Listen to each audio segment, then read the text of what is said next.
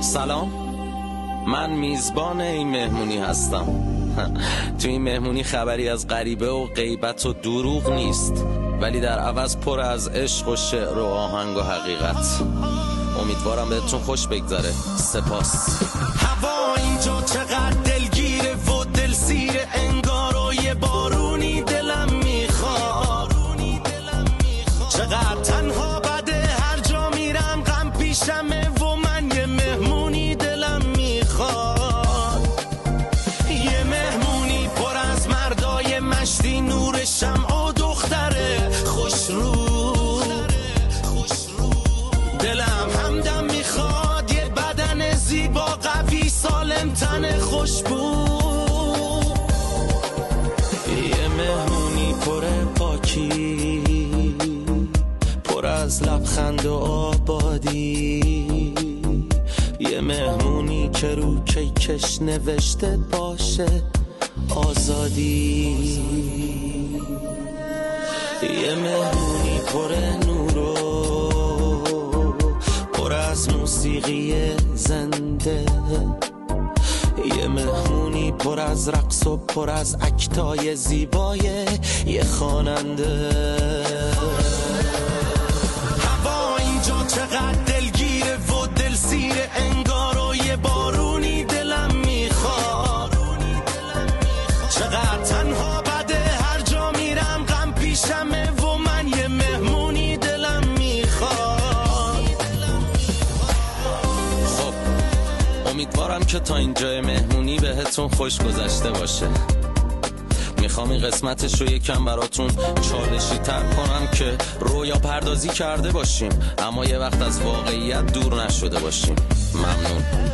زدن بردن همه عشقم و ایمانو، پر از خاک و پر از مه کردن ایرانو. شکستن قلبم و تو منو دریاب، که زدن بردن همه چیز منو اونور دریا. زدن از ریش خوشبختیم و انگاری، همش دود و دم و حرفای اجباری.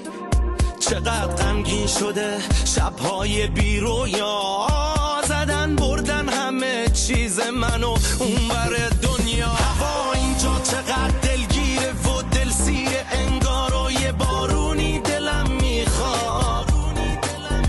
چقدر تنها بده، هر جا میرم غم پیشمه و من یه مهمونی دلم میخواد. میدونی من اصلا دنبال این نیستم که کی میاد چی میگه کی میره. من فقط دنبال اینم که اتفاق هرچی که هست واقعی باشه و بتونه هممونو یه مرحله ببره بالاتر.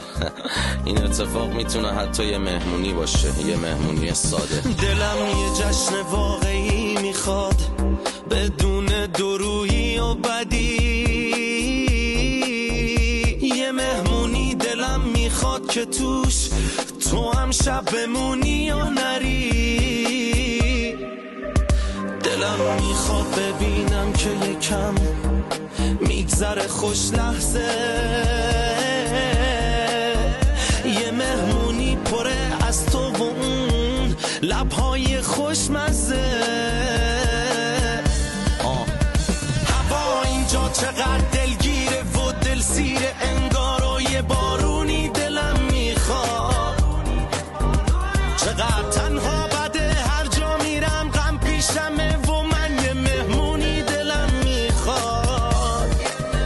یه مهمونی پر از مردای مشتی، نور شمع و دختره خوش رو.